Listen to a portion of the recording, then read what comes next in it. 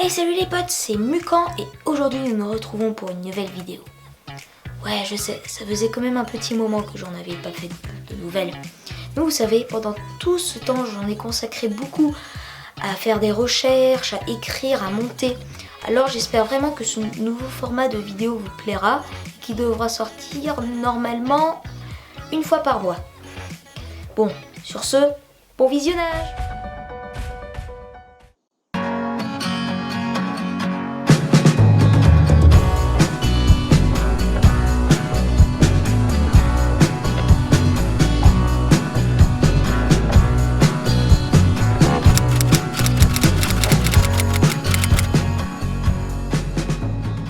On se retrouve aujourd'hui pour vous parler de l'industrie agroalimentaire et de quelques-unes de ses magouilles.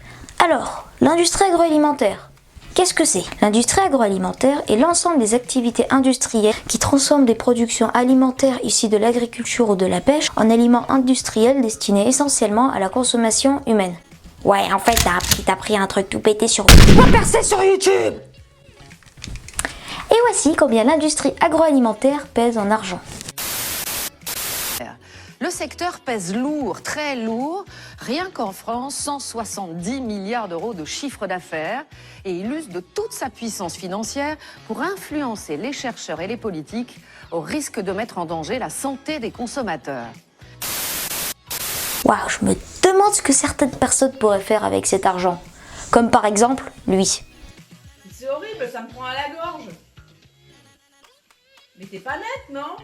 Mais si, je suis très nette. Mais si, je suis très nette. Alors, pourquoi parler des magouilles? En fait, ce n'est pas moi qui le dis, c'est monsieur Christophe Brusset, un industriel de l'agroalimentaire, dans son livre « Vous êtes fou d'avaler ça ».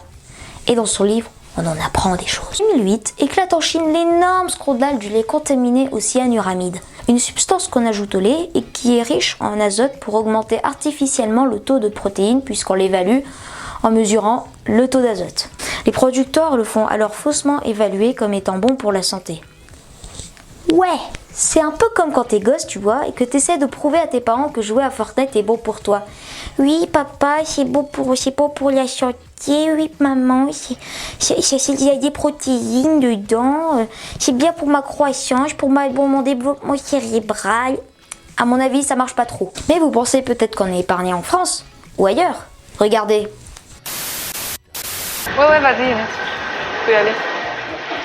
Donc, une fois que la viande est cuite, ce qu'on va faire, c'est qu'on va basculer la cuve comme ceci pour récupérer les jus de cuisson. Donc, en fait, ça, c'est la matière, c'est l'eau qui se trouve dans la viande, qui ont été extraites. Mais si vous n'êtes pas encore assez dégoûté, pourquoi ne pas évoquer le cas du poivre? Pas les gros grains de poivre, mais le moulu plutôt. Toujours dans son livre, M. Brusset nous évoque une anecdote des plus marquantes. Ils avaient trouvé à l'intérieur de leur stock de poivre des petits grains noirs, comme ça. C'était des crottes de rat, oui, des crottes de rat prêtes à caresser nos langues. Mais le souci, c'est que ça ne ressemble pas à des grains de poivre. Bah ça. Rien ne se perd, tout se transforme sous nos œufs et Bobby. Et les colorants alors? Ça sert à quoi? Bah rien, sur le plan nutritif. Juste à masquer les défauts et à rendre joli un excrément. Donc, en gros, le produit de base c'est ça. Et quand on y ajoute des colorants, ça donne ça. C'est plus beau, mais on ne conseille pas trop de goûter. Et aussi que certains colorants peuvent être très dangereux pour la santé, car ils ont des effets allergisants, irritants, voire cancérigènes comme le E150 qu'on retrouve dans le Coca-Cola. Avez-vous une idée d'où ils viennent pour certains ?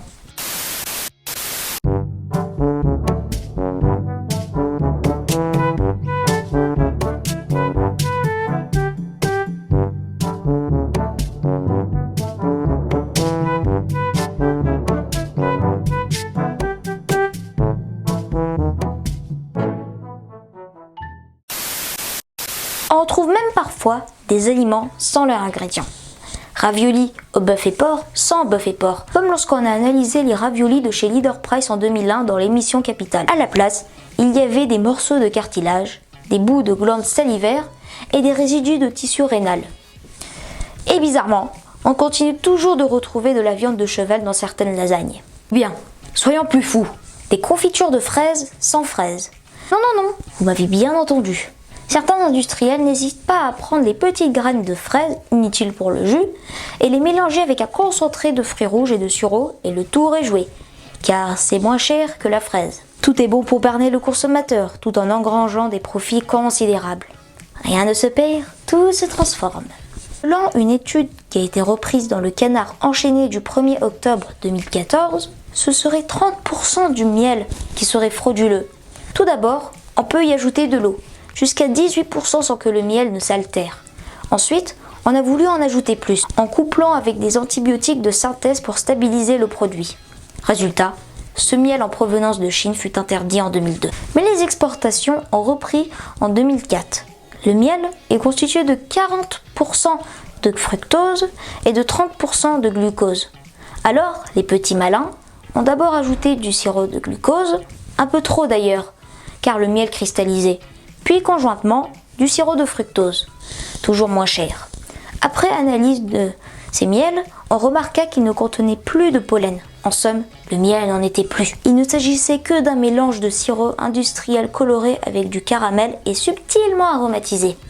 En fait, vous savez les escargots que vous achetez au supermarché, ce ne sont même pas de vrais escargots. Ils les garnissent avec des coquilles vides. Vous savez, ça me fait un peu penser à la vanne de Cyprien dans une de ses vidéos quand il parlait de comment sont fabriquées les huîtres. Je crois que ça doit ressembler à ça alors. Et ça je ne peux pas, je suis désolé. Dans ma tête, les huîtres sont faites comme ça. Elle est bien jaune. Merci. Suivante. Oui. Je crois qu'à ce niveau-là, même Gollum en est dégoûté. Et alors, on fait quoi du coup? On mange quoi? Produits locaux, charcuterie et fromage. Sinon, alimentation bio, peut-être plus chère, mais meilleure. Faire attention aux yaourts et ne pas acheter de spécialités laitières. Ne jamais acheter moulu pour éviter des arrière-goûts de... Voilà, c'est déjà la fin de cette vidéo. N'hésitez pas à liker et à partager, à vous abonner. Et sur ce... Et bon appétit, bien sûr.